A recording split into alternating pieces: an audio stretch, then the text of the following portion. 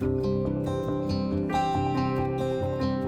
everyone. This is Jerry Godero with Contex Scanners, and we're here for our online webinar and Ask the Scanner Experts Q&A session. And of course, we have with us our resident expert, Dan Bennett, Global Scanning, Contex Americas. Welcome again, Dan. Hey, good morning. And we also have in the audience special guests from not only our U.S. distributor, National Azon, but also from our Canadian distributor, the Drafting Clinic. So I'm sure if you have any questions that they can weigh in on, they'll be happy to. And then we had a question back where Manuel was asking if we can comment on if and why and how can a traditional Contex user transition into cultural heritage industry.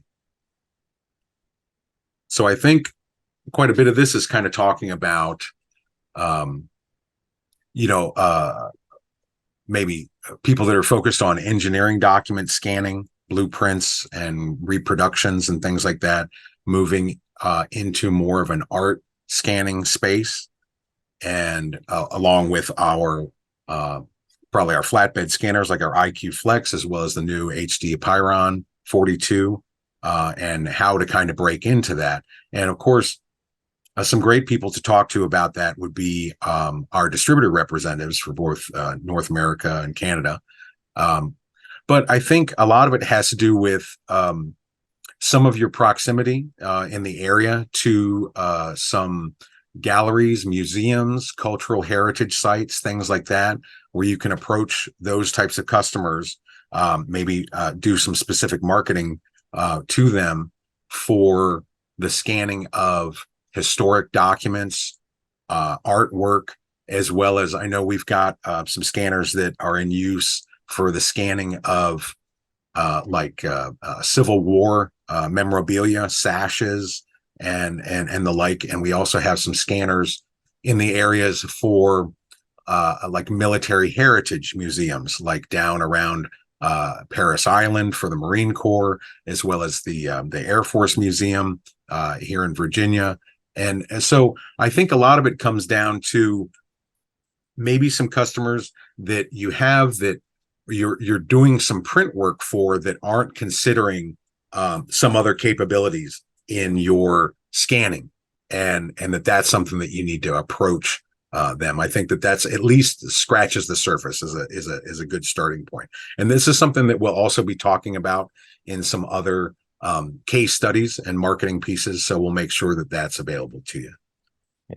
I think, when you introduce a new product like the Apeiron, it really opens the door to a lot of different vertical markets that you may not have dealt in the past, just because the capability of what you can scan, where traditionally, if you were in flat maps, that type of thing, graphic arts that are flat, this really opens the door to a lot of textiles and old artifacts that might be something that you would never want to run through a roll-fed scanner because it needs to be touchless. You're trying to preserve the integrity of the original. And those types of things are really, really important, in the whole cultural heritage world. And so this is where the doors really start to open up.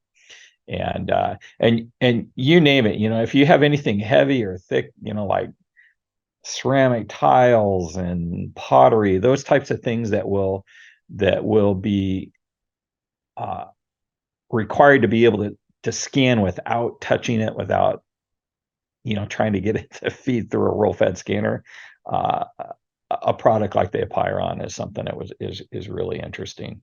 I see Jerry's. And here's an example up on the screen that's in our demo room, showing the scanning of embroidery pieces, things like that, which would be something for our IQ Flex, but this is going to be so much more high resolution and color correct, I think, right?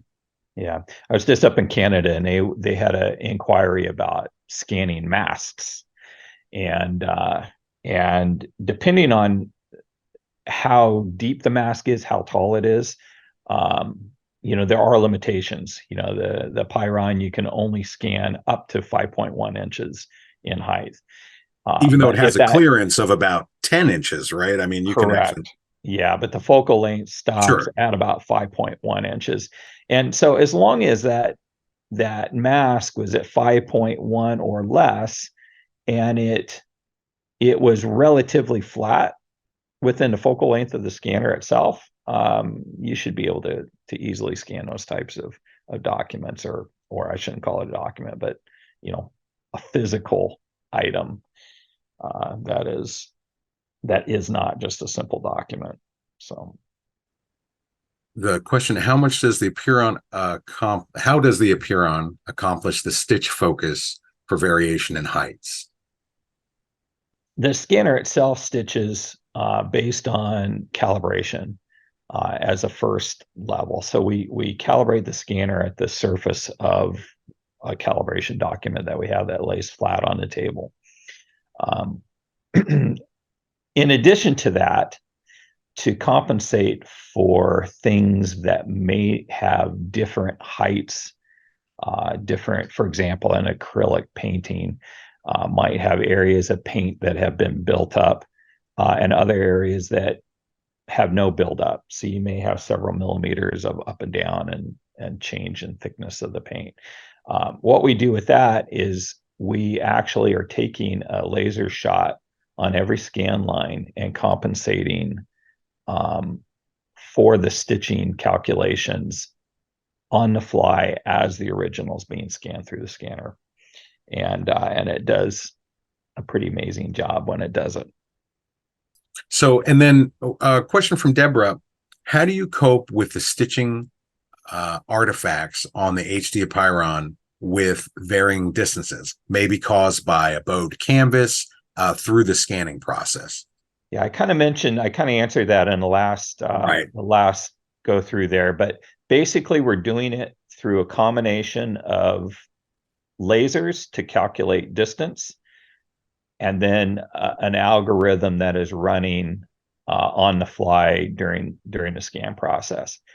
So one of the things that we do with the Apeiron, which is quite fantastic, is when you're scanning on what we call 3D mode, so that you're pulling texture off of the original, we're actually capturing multiple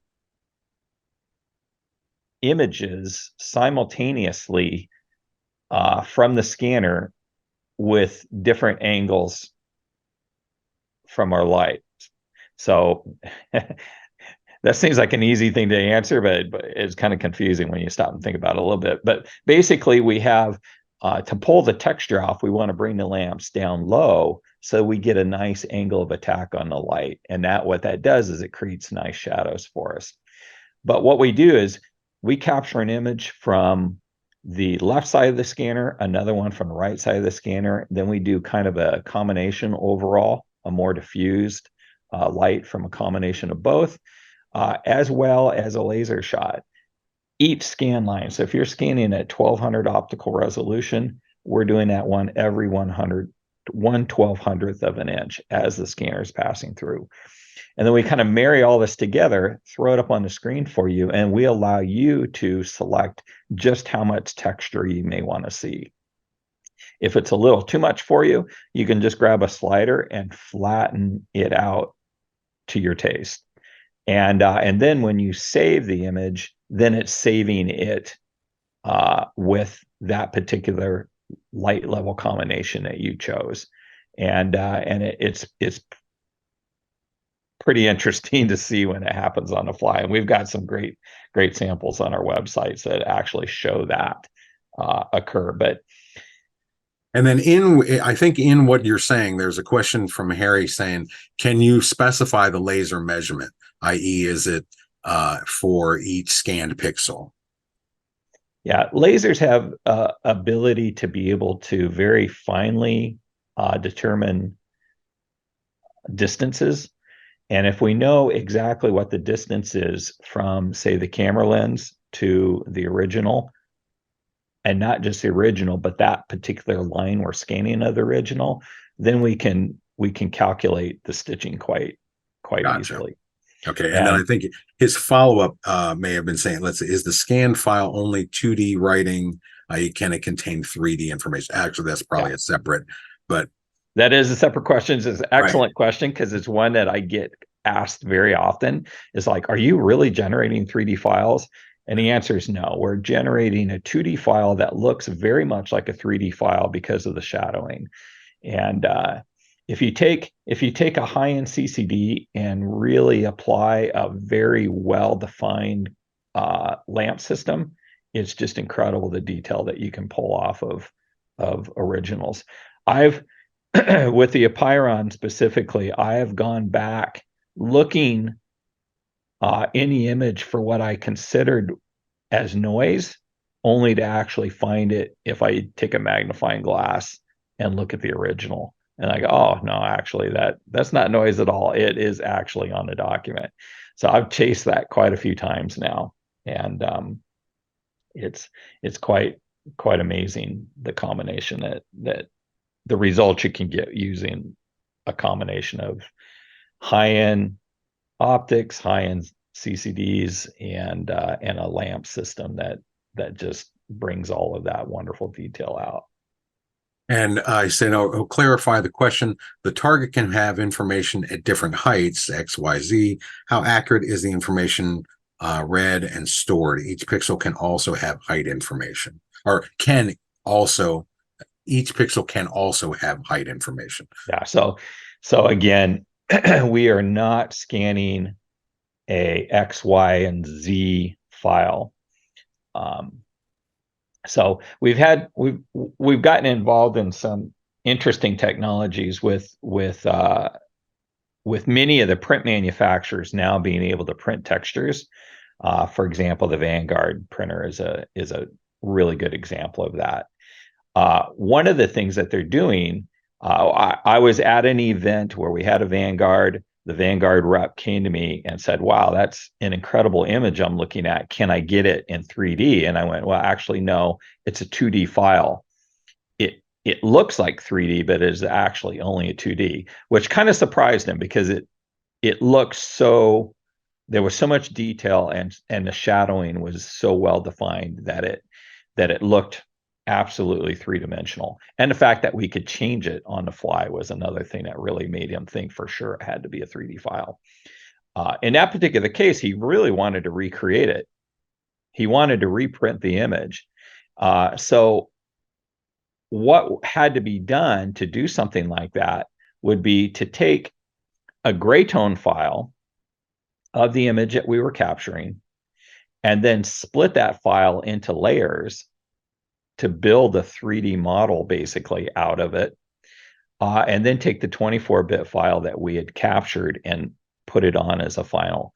So again, the workflow there was the Vanguard allows you to print white ink and build that ink up in height based on a conversion they did in just by gray tone shadowing, and then lay the 24-bit color ink over the top of it, and on the topmost layer, you're saying, right? Yeah, and you would swear that you had to have had a 3D file to make that happen. And in this case, no, we scanned it in 2D, and we're able to recreate it and simulate something that looks very, very amazing. So ultimately, what happens in the future, being able to actually scan an image in layered 3D is something that is interesting to look at. But at this point, no, we're capturing actual data in 2D. And then another Harry Otani was asking, is there a stitching capability on the Apeiron for artwork or a photo that exceeds 60 inches in length?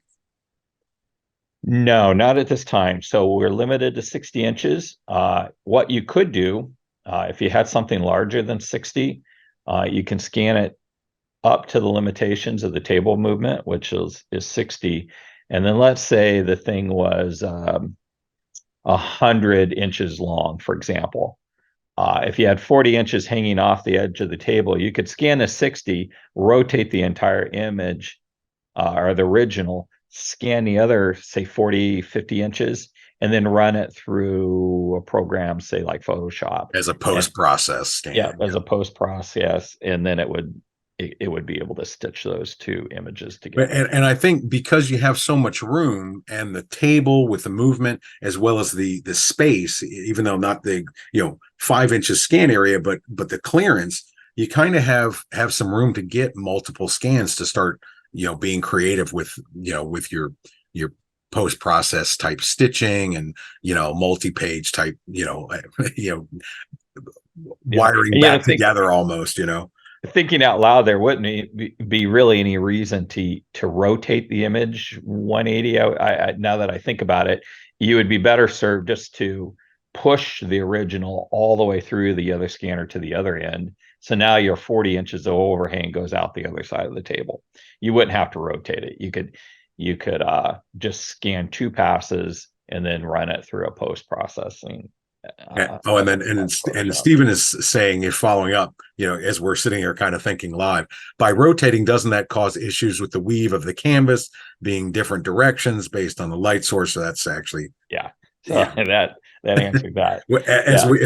As things start to get finer, and you start having the weave right there, then you have to be creative.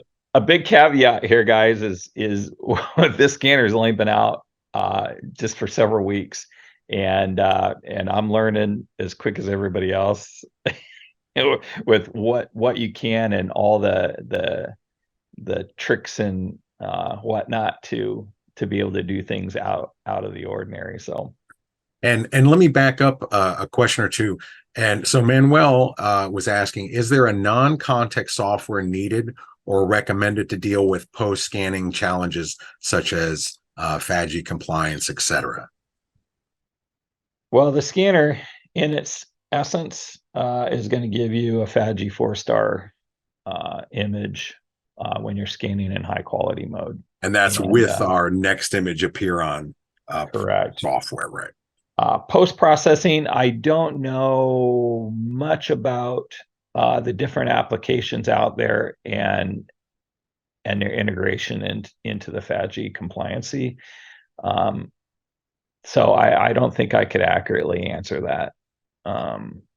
Right. So the trouble being, you start out with a compliance scan and then you apply some sort of a post process. And does that continue the compliance or does that void it? Correct. I think is the thing to consider. We do allow you to use multiple different color spaces. So for example, if you're mainly predominantly focused on ultimately printing the documents, then you can maybe save to a sRGB color space, which is very much conducive to print. We also provide a Adobe color space for archival purposes, for example. But then we also give you an X-rite profiled device color space, which is really probably the most accurate, true representation of what the scanner is seeing, and it's typically what I would always use myself in general scanning for trying to recreate the color as most accurate as possible without any manipulation or filtering going on other than what I choose in gamma and whatnot. So. And let's see, I think we're down to our last couple of questions. Let me see if I can't put these here. So Harry was asking about the best selling point difference compared to an external camera scanner, like a book scanner or something like that. Probably the best combination. So because the Apeiron's new, we get so many questions about that. And probably the best comparison would be, why would I want to use an Apeiron versus a Cruse, for example? I think that the key elements there is cost. Cruse systems are very expensive, but there's other factors that play into it. With the Apeiron, we have a very controlled lighting system, which you may not have in a Cruse system. So shooting using a large digital camera in a Cruse camera type system, lighting is one of those factors that you have to take into consideration, as well as scale. And that's very controlled in the Apeiron. It's much more of a hands-on easy to use environment versus something in, for example, in a Cruse world. And they both have their places, and they both do exceptionally good jobs. But I think easy use, the Apeiron is going to be, as well as cost, is going to be a couple of your biggest factors. This is a big scanner, and it does take space. But in comparison to typically a room setup to run a big Cruse camera system, I would say it's probably less space as you're required. mentioning the cost, there's a question from Michelle asking, about getting a quote and some pricing and such. So we'll make sure that we get some contact details, and we'll get you in touch with a distributor. But I think MSRP US is around 44K, and that's quite a bit less than some of the Cruse systems, I think. And there was also a question saying, from Deborah, saying they have a colleague that's got a competitive scanner that looks similar, and talking about some of the differences, USPs, and asking also how long has this new scanner been installed at the customer sites, and are there reference customers? So I think, kind of along the lines of what you were saying before, this is a brand new system. It's just been out really for weeks, and we do have some literature for USPs and competition, and we'll make sure that we get some of that information over to Deborah. What are the real world color capabilities of Contex scanners? Okay, I think what I'll do is I'll break that down based on technology more so than, and use that as a real world basis, in other words. So there's two main platforms out there for capturing images. One is CIS, which is a contact image sensor, and then the other is CCD, which is a charge coupled device. If color fidelity is an important variable for your scanning needs, then I would recommend going with a CCD-based technology, sensor technology. So you'll find that all of our higher end scanner models will use a CCD versus a CIS. The difference being, CIS is great for engineering documents, that type of thing. It's a much less expensive technology, which has its advantages, of course, for a lower price point. And it serves well in black and white scanning and mapping, that type of thing. They're very high accuracy as far as, its ability to see fine lines and details, that type of thing. But it's a much noisier type technology when doing high-end color graphic scanning, photography, fine art, that type of thing. So you'll see CCD used in this example that Jerry has up on the screen, the HD Apeiron 42. That scanner is extremely high in color fidelity, and it demands that we run with the CCD-based technology in it. You'll also find that CCD in the HD Ultra X scanners, that type of thing. So it's important that you think about that when you evaluate what types of documents you're going to be scanning. And so that would be the first step in the question. And then there's lots of other things that we're doing with the technology to ensure that color fidelity is being captured in an accurate format. So, for example, there's things such as, well, I think I'll stop at that question right there, and then let you ask more, because I know we have a couple that are related to. Sure. And I think also, just in following up on what you're saying, I think in the real world application for most people, the difference in the two technologies, the CIS contact image sensor versus CCD charge coupling device camera, is really going to be kind of depth of focus, right? The CIS has a very shallow depth of focus, so it's only a couple of millimeters, so everything has to be right up against the glass. whereas the CCD camera has a little more wiggle room, about 8 millimeters, right? And so things can be off the glass, but still in focus. And so I think that's where you get into the blueprints and technical documents versus the artwork and things like that. Am I on there? Yeah, actually, that's a great point. That is one of the biggest advantages on top of the things I already mentioned with CCD. It does have a much deeper focal length, and that allows you to scan originals that may not be perfectly flat. For example, in the mapping world, folded maps, that type of thing, it does a much better job at being able to capture that and maintain its focus. And then, of course, in this type of environment with the Apeiron, it is absolutely a necessity because you're scanning all kinds of different types of originals.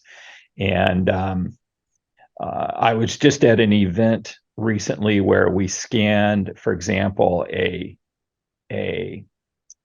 painting that was framed, and I would say it probably had almost a half of an inch frame around it, and all of it was very much in focus and acceptable. So with the Apeiron, we actually set the focal depth or the surface of the focus at the surface of the painting, which is what we really are concerned about.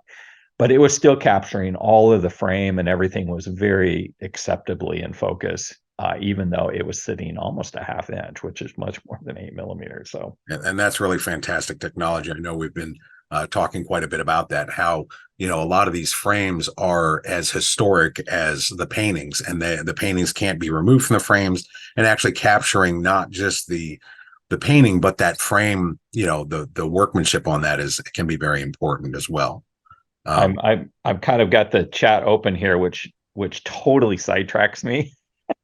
However, there was a question that just popped up. Did you scan through glass? Right. And actually we did. We had one sample that was underneath the glass, and I was even quite surprised at how well it scanned through that. Preferably, you don't want to have to be scanning through glass on a touchless scanner, because every layer that we have to scan through just adds another dynamic of something that could, for example, the glass could be dirty or whatnot. And it surprised me. This scanner continually surprises me at just how well it does. And I probably am the worst critic because of my technical background. And this thing completely surprises me every day. And so we were able to scan through the glass, and honestly, it looked beautiful. And and we were focusing on the surface of the glass, of course, and not necessarily down in through it. Document. Yep. Right. And then I've got a couple of questions to go back, but just in follow-up to some of what you were saying, Dave Gainey was asking, can you tell us the advantages of the quad linear CCD versus the trilinear that our competitors might be using? So the CCD is an actual 48-bit CCD, and what that really means, and it's quad linear, as Dave mentioned. What that means is we're capturing the color in a red, green, and blue channel at 16 bits per channel. You go 16 times 3, that's 48-bit. That's where we come up with the 48-bit specification. So each color channel is actually capturing the data at 16 bits each. But we also have a separate panchromatic channel, which is capturing black and white or gray tone, also in 16 bits. And that gives you the ability to scan very high-end black and white or gray tone documents, and not be scanning it like some competitors do, where they'll take either a culmination of the RGB channels and convert that into gray tone, or they'll take one channel, say the green channel, capture the data in green and convert it back to gray. We capture the data right off the gray channel, no filtering, and you get much better results out of that. Well, I think hopefully that I answered Dave's question, I think pretty clearly. Um, well, it looks like we're a minute over. So I'll go ahead and I'll let you get going. I can give your voice a bit of rest, and we'll make sure that we welcome everyone back for our next online webinar session. There was a couple of questions we didn't get to. We'll make sure that pricing gets out to Magnolia on the new scanner so that they can get information out to their museum customers. And also, there was a question from Chile about comparison with some other similar scanners to our new large format HD Apeiron 42 art scanner. We'll make sure and get you over some information on the competing scanners and how we compare and the technology and all that. And I thank everyone very much for coming, and we'll make sure and see you here next time. Yeah, as usual, it's always fun. Thanks, Dan. Okay, you betcha. See you. Bye-bye.